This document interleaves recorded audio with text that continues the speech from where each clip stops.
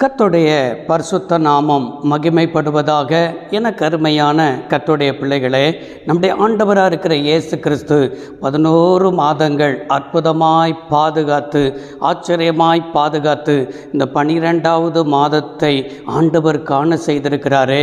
இந்த மாதத்தில் தீர்க்க தரிசனமான வார்த்தை என்ன என்று சொல்லி நான் ஆண்டவருடைய சமூகத்தில் காத்திருக்கும் போது உங்களுக்காக ஆண்டவர் தந்திருக்கிற ஒரு வார்த்தை எரேமியா தீர்க்க தரிசன புத்தகம் 33ஆம் அதிகாரம் 3வது வசனத்தை தான் ஆண்டவர் தீர்க்கமாய் நமக்கு தந்திருக்கிறார். என்னை நோக்கி கூப்பிடு, நான் உனக்கு மறு உத்தரவு கொடுத்து நீ அறியாததும் உனக்கு எட்டாததுமான பெரிய காரியங்களை உனக்கு அறிவிப்பேன் என்பதாக ஆண்டவர் இந்த வார்த்தையை நமக்கு தந்திருக்கிறார். இந்த வார்த்தைக்காக நம்ம ஜெபிப்போம். சர்வ வல்லமையுள்ள தெய்வமே, அருமை தகப்பனே, இந்த வார்த்தைக்காக கர்த்தரை துதிக்கிறோம், ஆண்டவரை மகிமைப்படுத்துகிறோம்.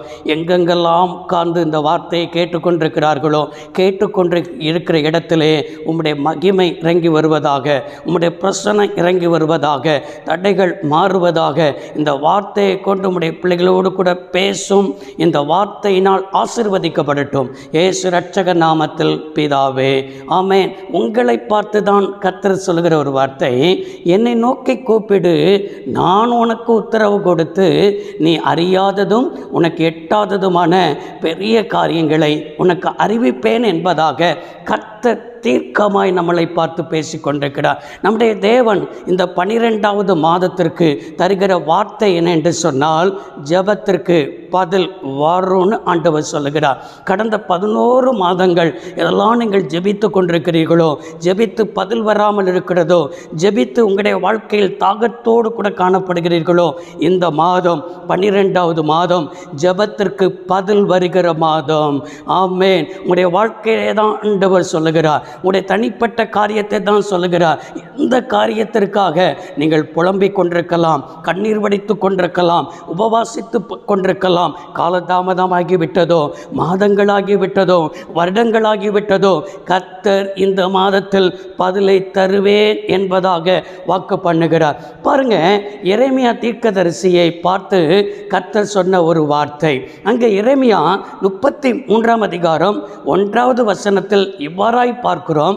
என்ன பார்க்கிறோம் என்றால், எரேமியா இன்னும் காவல் சாலையில் முற்றத்தில் வைக்கப்பட்டிருக்கையில் அவனுக்கு உண்டான 2வது விசை உண்டான கர்த்தருடைய வார்த்தை என்று எழுதப்பட்டிருக்கிறது. என கருமையானவர்களே, யூதாவின் ராஜாவாக இருக்கிறதான சிதேக்கியா ராஜா, அவன் பாபிலோனின் ராஜாவினால் இவனை சிறைச்சாலைக்கு, அதாவது பாபிலோனுக்கு அழைத்து கொண்டு போவான் என்று சொல்லி கர்த்தர் எரேமியா மூலமாய் இந்த சிதேக்கியாவுக்கு கர்த்தருடைய வார்த்தை கடந்து வரும் பொழுது, சிதேக்கியா ராஜா இந்த எரேமியா மேலே கோபம் கொண்டு எரேமியாவை இவன் காவல் சாலையில், காவல் அறையில் இவனை அடைத்து வைத்தான். அதுதான் 33:1 என்ன செய்ய முடிகிறது, பார்க்க முடிகிறது. இப்படி அடைத்து வைத்திருக்கிற சூழ்நிலையில் தான், அடைக்கப்பட்ட ஒரு அனுபவத்தில் இருக்கும் பொழுது தான் என்னை நோக்கி கூப்பிடுன்னு ஆண்டவர் சொல்லுகிறார். உங்களுடைய வாழ்க்கை பல விதத்தில் நிறைய கஷ்டத்தின் பாதையில் நீங்கள் போய்கொண்டிருக்கிறீர்களோ, கடினமான பாதையில் போய்கொண்டிருக்கிறீர்களோ, அடைக்கப்பட்ட ஒரு நிலைமையில் காணப்படுகிறதோ, ஒரு சிறைச்சாலையில் அடைப்பட்டிருக்கிறதை போல என் வாழ்க்கை இருக்கிறது, என் வாழ்க்கையில் ஒரு திறந்த வாசலை பார்க்க முடியலையே, எல்லாரையும் கூட இருந்தாலும் நான் மட்டும் ஒரு தனிமையில் இருக்கிறதை போலவே உணர்ந்து கொண்டிருக்கிறேனே என்று சொல்லி எரேமியாவை போல இப்படிப்பட்ட நிலைமையில் உட்கார்ந்திருக்கிற சகோதரனே, சகோதரியே, உன் வாழ்க்கையில் அடைக்கப்பட்டிருக்கிறதாக தான் என் ஆவியில் காண்பிக்கிறார். நீ ஒரு சிறைச்சாலையில் இருக்கிறதை போல தான் என் ஆவியில் உணர முடிகிறது.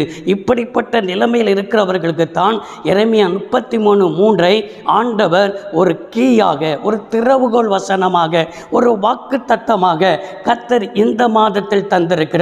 நம்முடைய தேவன் எப்படிப்பட்ட தேவன் என்று சொன்னால், சங்கீதம் 147ஆம் சங்கீதம் 9வது வசனத்தில் வாசிக்கிறோம், அவர் கூப்பிடுகிற காக்கை குஞ்சுகளுக்கு கூட அவர் ஆகாரத்தை அருளுகிற தேவன். ஒரு காக்கை குஞ்சுகளுக்கு கூட ஆகாரத்தை அருள்வார் என்று சொன்னால், நீங்கள் கூப்பிடும் பொழுது அவர் கேட்காமல் இருப்பாரா? அவர் மௌனமாக இருப்பாரா? அவர் ஏற்ற வேலைக்காக அவர் காத்து கொண்டிருக்கிறார். அந்த ஏற்ற வேலை இந்த டிசம்பர் மாதம் என்பதை தான் கர்த்தர் அழகாக பேசிக் கொண்டிருக்கிறார்.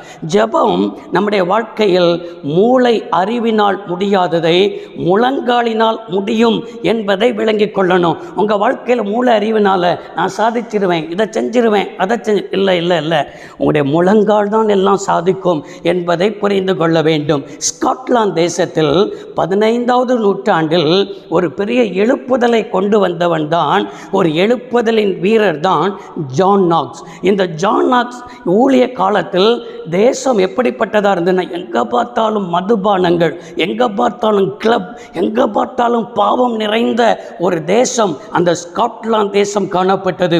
அந்த ஸ்காட்லாந்து தேசத்திற்காக அவர் திறப்பில் நின்று முழங்கால முடக்கி எங்கள் தேசம் ரட்சிக்கப்பட வேண்டும், மதுபானம் இல்லாத ஒரு தேசமாய் மாற வேண்டும், எங்கேயும் பாவம் பெருத்து போயிருக்கிறது என்று சொல்லி தேசத்திற்காக ஜெபிக்கிற ஒரு மனிதன் இந்த ஜான் நாக்ஸ். இவர் சொல்லி ஜெபிக்கிறார், இந்த தேசத்தை எனக்கு தாரும், இல்லை என்றால் என் ஜீவனை எடும் என்று சொல்லி அப்படி முழங்காலில் நின்று போராடுகிற மனிதன். அந்த ஜான் நாக்ஸ் ஊழியம் செய்கிற 15ஆம் நூற்றாண்டில் அந்த தேசத்தின் இளவரசியாக இருந்தவள் யார் என்றால் மேரி. இவள் மனுஷனை மதிக்காதவள், இவள் ஒரு இரத்த காட்டேரியை போல வாழ்ந்தவள். இப்படிப்பட்ட மேரி ஒரு அறிக்கை இடுகிறாள், நான் தேசத்தில் இப்படிப்பட்ட நிலைமையில் இருந்தாலும் ஒரே ஒருவனுடைய முழங்காலுக்குத்தான் பயப்படுவேன். யாருடைய முழங்கால் என்று சொன்னால் ஜான் நாக்ஸுடைய முழங்கால். அவன் முழங்கால் படியிட்டு ஜெபம் பண்ணும்போது பரலோகம் அப்படியே அவன் முழங்காலுக்கு, அவன் ஜெபத்திற்கு பதில் வரும். அந்த முழங்காலுக்குத்தான் பயப்படுகிறேன் என்று சொல்லி அவள் அறிக்கையிட்டதை பார்க்க முடிகிறது. நீங்கள் இருக்கிற பகுதிக்காக, பாவத்திற்காக, தேசத்தில் தேவனை அறியாத நிலைமை காணப்படுகிறதற்காக ஜான் நாக்ஸை போல முழங்கால் படியிட்டு ஜெபிக்கும் பொழுது தேவன் நம்ம இருக்கிற பகுதியில் ஒரு எழுப்புதலை தருவார். திருச்சபையில் ஒரு எழுப்புதலை ஆண்டவர் தருவார். அந்த எழுப்புதல் ஜான் நாக்ஸ் நாட்களில் உண்டான எழுப்புதல் 100 வருடங்கள் வரைக்கும் அந்த ஜான் நாக்ஸுடைய எழுப்புதலின் தாக்கம் அந்த ஸ்காட்லாந்து தேசத்தில் இருந்தது. மதுபான கடைகள் இழுத்து மூடப்பட்டது, மது மாத்திரமல்ல கிளப் இழுத்து மூடப்பட்டது. தேசம் கர்த்தர் பக்கத்தில் என்ன செய்தது திரும்பினது.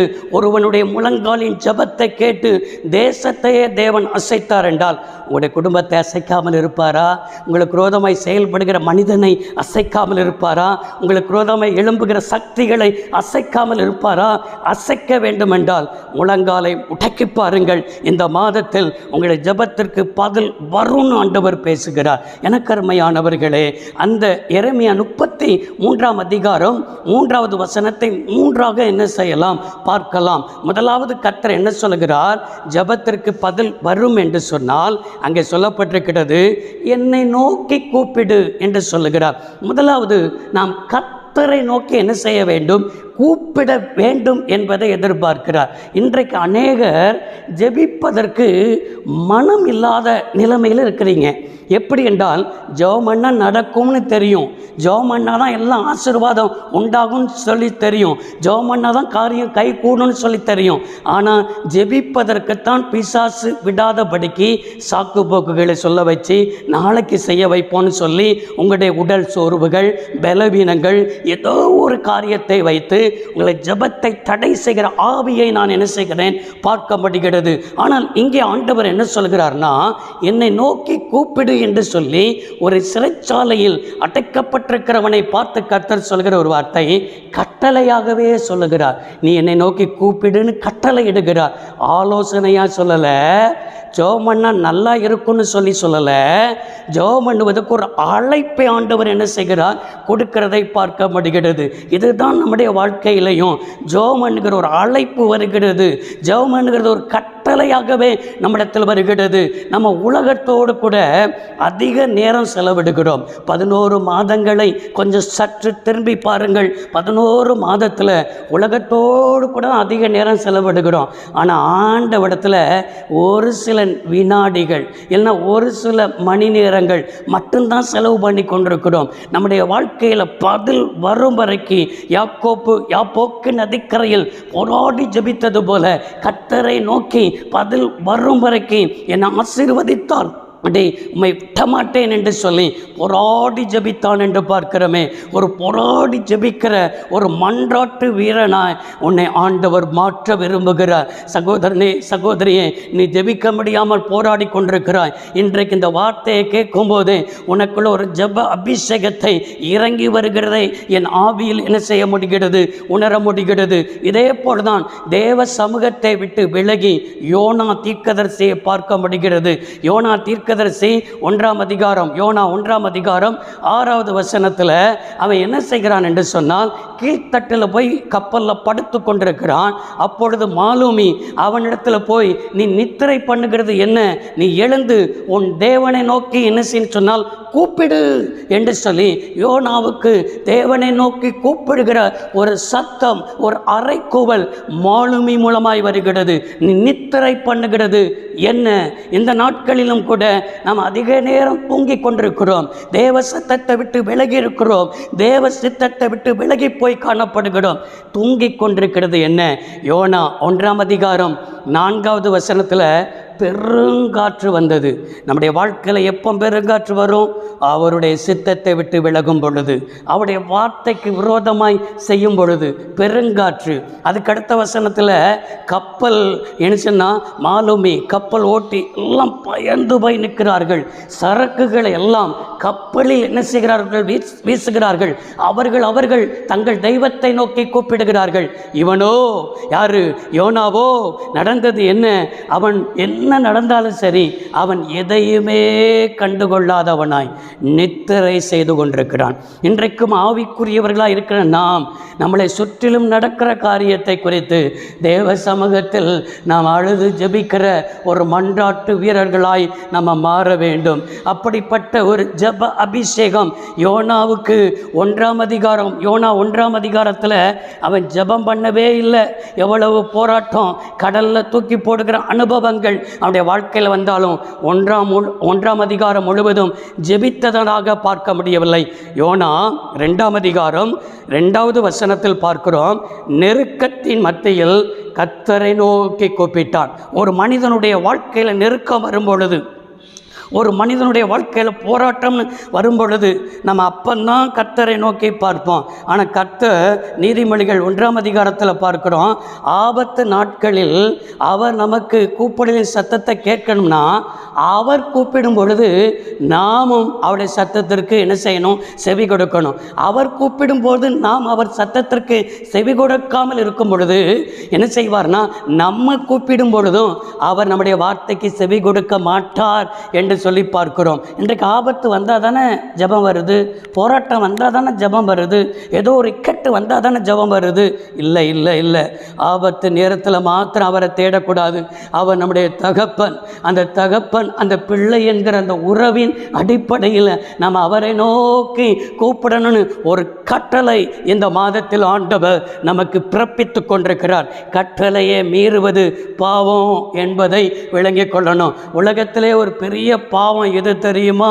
நம்ம நினைப்போம் விபச்சாரம், வேசித்தனம், கொள்ளை. இல்லை இல்லை, உலகத்திலே பெரிய பாவம் விண்ணப்பம் பண்ணாதது தான் பாவம், ஜெபிக்காதது தான் பாவம். இன்னைக்கு ஆவியை பெற்ற தேவனுடைய சகோதரனே, தேவனுடைய சகோதரியே, நீ ஜெபிக்காமல் இருக்கிறியே, நீ பெரிய பாவத்தை செய்து கொண்டிருக்கிறாய். இன்றைக்கு உன் பாவத்திலிருந்து மனம் திரும்பும் பொழுது உன் கூப்பிடுதலின் சத்தத்திற்கு கேட்டு அவர் உருக்கமாக இறங்கி நீ கூப்பிட்ட உடனே உனக்கு மறு உத்தரவை என் தேவன் அருள சேவர் ஆயத்தமாக இருக்கிறார். ரெண்டாவது, நம்முடைய ஜபத்திற்கு பதில் வருவதற்கு அந்த எரேமியா 33:3 வாசிக்கிறோம். என்ன வாசிக்கிறோம் என்று சொன்னால், என்னை நோக்கி கூப்பிடு, நான் உனக்கு உத்தரவு கொடுத்து என்று சொல்லப்பட்டிருக்கிறது. அப்படின்னா ஜபத்திற்கு பதில் கொடுக்கப்படும் என்கிற வாக்கு தத்தத்தை நாம் பிடித்து கொண்டு என்ன செய்ய வேண்டும், ஜபிக்க வேண்டும். ஆண்டவர் நம்முடைய ஜபத்திற்கு பதில் கொடுப்பேன் என்று சொல்லி வாக்கு பண்ணியிருக்கிறார். அவருடைய வாக்கு தத்தத்தை நம்ம பிடித்து கொள்ள வேண்டும். அவருடைய வார்த்தை உண்மை உள்ளது வார்த்தை. நம்முடைய தேவன் பொய்யுரையாத வார்த்தை. 11 மாதத்திலையும் அவர் வாக்கு தத்தத்தில் உண்மை உள்ளவராய் இருக்கிறார். இந்த 12வது மாதம் மாதத்திலும் உன் ஜெபத்திற்கு பதில் வரும் என்கிற வாக்குத்தத்தத்தை கொடுத்திருக்கிறார். இந்த வார்த்தையை நீங்கள் பிடித்து கொள்ளுங்கள். ஆண்டவரே, என்னுடைய ஜெபத்திற்கு பதில் வரும்னு சொல்லியிருக்கிறீரே. இன்றைக்கு இந்த மாதத்தில் ஏதோ ஒரு திருமண தடைகளாம், கர்த்தர் உங்களுடைய திருமண தடைகள் மாறும்னு ஆண்டவர் சொல்லுகிறார். கற்பத்தின் கனிங்கிற ஆசீர்வாதமா, கற்பத்தின் கனிங்கிற ஆசீர்வாதத்தை தேவன் தருவேன் என்று வாக்கு பண்ணுகிறார். வேலை இல்லாத திண்டாட்டமா, திண்டாட்டங்கள் மாறும். நல்ல ஒரு வீடு வாசலை கட்ட வேண்டுமா, உங்களுடைய ஆசைகள், உங்களுடைய ஜபங்கள், உங்களுடைய விருப்பங்கள் எல்லாவற்றையும் இந்த மாதத்தில் நிறைவேற்றுகிற ஒரு மாதம் தான். அதை தான் கர்த்தர் சொல்கிறார். என்னை நோக்கி கூப்பிடு, நான் உனக்கு உத்தரவு கொடுத்து. அவர் இந்த மாதத்தில் உத்தரவு கொடுப்பேன்னு சொன்னால் அந்த வாக்கு தத்தத்தை பிடித்து கொள்ளுங்கள். ஆபிரகாமை குறித்து ரோமர் 4 அதிகாரம் 21 வசனத்தில் இவராய் வாசிக்கிறோம். தேவன் வாக்கு தத்தம் பண்ணுவதில் நிறைவேற்ற வல்லவர் என்று சொல்லி முழு நிச்சயமாய் நம்பி தேவனை மகிமைப்படுத்தி விசுவாசத்தில் வல்லவனானார் என்று எழுதப்பட்டிருக்கிறது. நன்றாய் கவனித்தீர்களா? இங்கே அப்போஸ்தலனாகிய பவுல் ரோமாபுரி சபைக்கு என்ன எழுதுகிறார்? ஆபிரகாமுடைய வாழ்க்கையில் நம்புவதற்கு ஏதுவில்லாத ஒரு சூழ்நிலை. 100 வயதாகிவிட்டது, மனைவிக்கும் கற்பம் செத்துப்போன நிலைமையில் ஆகிவிட்டது.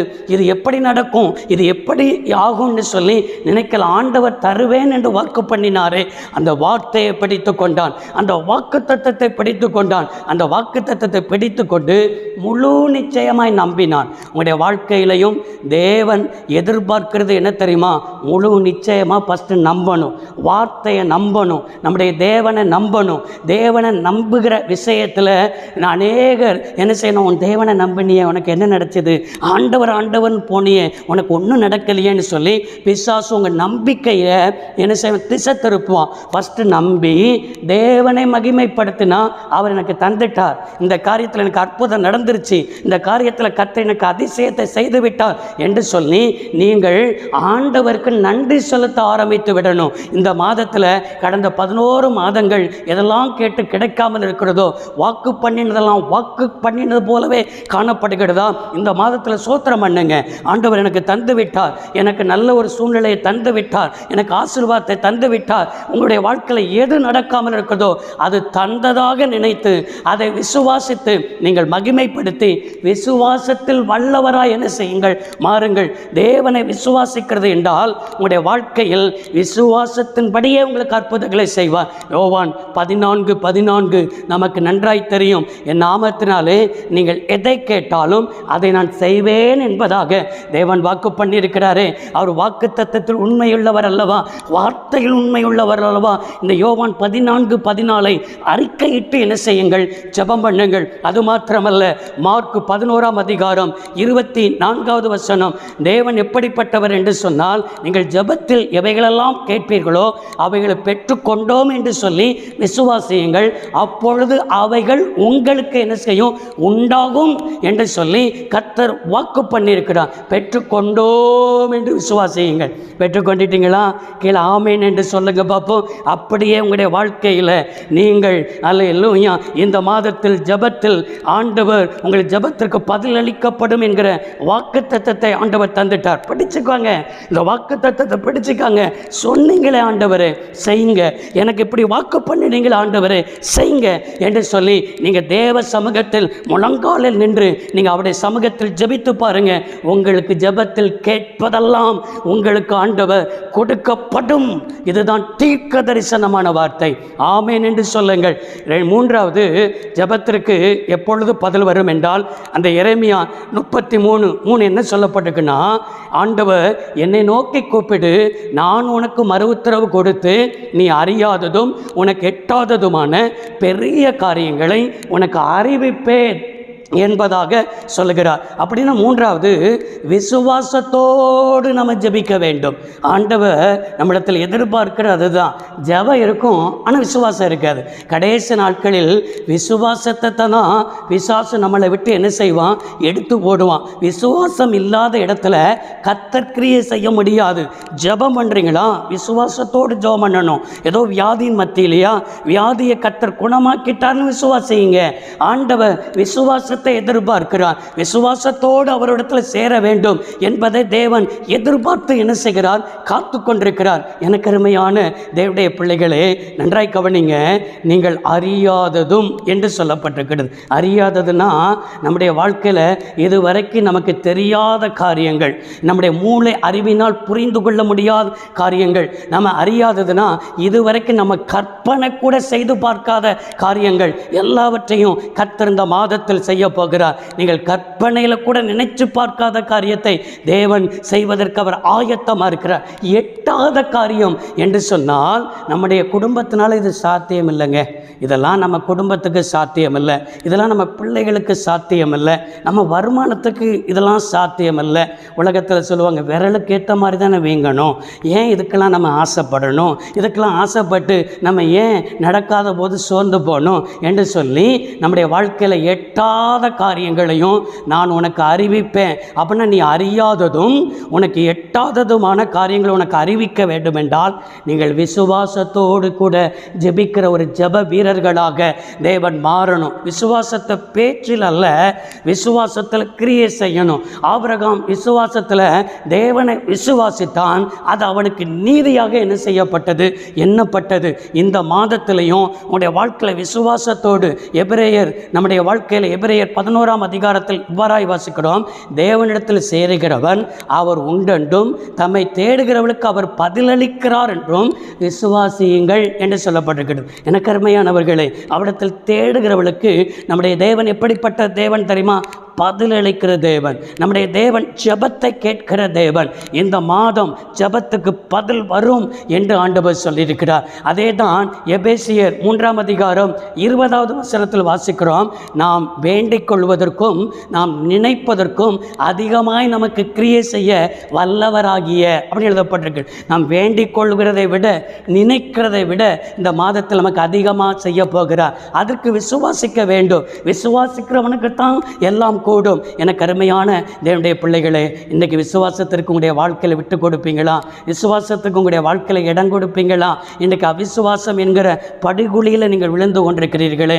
இன்றைக்கு அநேகர் ஆழ்கடலில், அவிசுவாசம் என்கிறதான ஆழ்கடலில் மூழ்கி போய் காணப்படுகிறீர்களே. நீங்கள் ஆழ்கடலில், அவிசுவாசம் என்கிற ஆழ்கடலில் நீங்கள் மூழ்கி இருந்தாலும் ஆண்டவர் உங்களை தூக்கி எடுத்து வெளியேறப்பெற்ற முத்துக்களாகிய விசுவாசத்தோடு கூட நீங்கள் எழுந்திருக்க கர்த்தர் உதவி செய்வார். எனவே விசுவாசத்தோடு கூட நீங்கள் எழுந்திருக்கும் பொழுது ஆண்டவர் சொல்கிற ஒரு வார்த்தை, நீங்கள் நினைப்பதற்கும் வேண்டுவதற்கும் அதிகமாய் கர்த்தர் செய்ய போகிறார். அப்படி என்றால் நீங்கள் அவரிடத்தில் ஒப்பு கொடுப்பதற்கு இன்னைக்கு ஆண்டவரை நான் விசுவாசிக்கிறேன், எனக்கு இருக்கிற அவிசுவாசம் நீங்கள் உதவி செய்யும் என்று ஒப்பு கொடுத்து பாருங்கள். டிசம்பர் மாதம் ஜெபத்திற்கு பதில் வருகிற மாதம். டிசம்பர் மாதம் சகரியாவுக்கு அன்றைக்கு தேவதூதன் சொன்ன ஒரு வார்த்தை, சகரியாவே பயப்படாதே, உன் வேண்டுதல் உனக்கு கேட்கப்பட்டது, உனக்கு சந்தோஷமும் மகிழ்ச்சியும் உண்டாகுன்னு சொல்லி சகரியாவுக்கு நீண்ட நாட்களாய் ஜெபித்து கொண்டிருக்கிற ஜெபத்திற்கு தேவன் பதிலை தந்து வேண்டுதல் கேட்கப்பட்டது என்று சொல்லி சந்தோஷமும் மகிழ்ச்சியும் உண்டாகும்னு சொல்லி அந்த குடும்பத்துக்கு அற்புதம் செய்தவர் உங்களுக்கு செய்ய போகிறார். உங்களுடைய குடும்பத்துக்கு செய்ய போகிறார், உங்களுடைய திருச்சபைக்கு செய்ய போகிறார். அதுக்கு நீங்கள் செய்ய வேண்டியதெல்லாம் ஃபஸ்ட்டு அவரை நோக்கி கூப்பிட வேண்டும். ரெண்டாவது, ஜெபத்தில் ஆண்டவர் பதில் தருவேன் என்கிற வாக்குத்தத்தத்தை பிடித்து கொண்டு ஜெபிக்க வேண்டும். விசுவாசத்தோடு ஜெபிக்க வேண்டும். ஜெபிக்கும் பொழுது எரேமியா 33:3 ஆண்டவர் என்ன செய்வார்? நிறைவேற்றி தந்து கர்த்தர் உங்களை அற்புதமாய் ஆச்சரியமாய் இந்த மாதத்தில் நடத்துவார். ஜெபிப்போம். சர்வ வல்லமையுள்ள தெய்வமே, டிசம்பர் மாதத்திற்காய் கர்த்தரை துதிக்கிறோம். இந்த மாதத்திலும் எரேமியா 33:3 வாக்குத்தத்தமாய் தந்திருக்கிறேன். என்னை நோக்கி கூப்பிடு, நான் உனக்கு உத்தரவு கொடுத்து நீ அறியாததும் உனக்கு எட்டாதுமான பெரிய காரியங்களுக்கு அறிவிப்பேன் சொன்னவர். இந்த மாதம் அதிகமாக சுவிசேஷத்தை அறிவிக்கிற மாதம். இந்த மாதம் தேவைகள் நிறைந்த மாதம். இந்த மாதம் ஒரு கிறிஸ்மஸ் மாதம். ஆண்டவரே, உடைய பிள்ளைகளுக்கு மகிழ்ச்சியும் சந்தோஷமும் கேட்கும்படி செய்யும். 11 மாதங்கள் ஜெபித்து கொண்டிருக்கிற காரியத்துக்கெல்லாம் பதில் உண்டாகட்டும். போக்குவரத்தில் பாதுகாப்பு இருக்கட்டும். தேவைகள் சந்திக்கப்படட்டும். தேவன் ஆபத்துக்கு நாசமோசங்கள் எல்லாவற்றுக்கும் இலக்கி பாதுகாக்கணும். பிதா குமாரன் பரிசுத்தாவின் நாமத்தில் எரேமியா 33:3 படி ஆசீர்வதிக்கிறேன். இயேசு இரட்சக நாமத்தில் பிதாவே, ஆமென். கர்த்தர் உங்களை ஆசீர்வதிப்பாராக. God bless you all.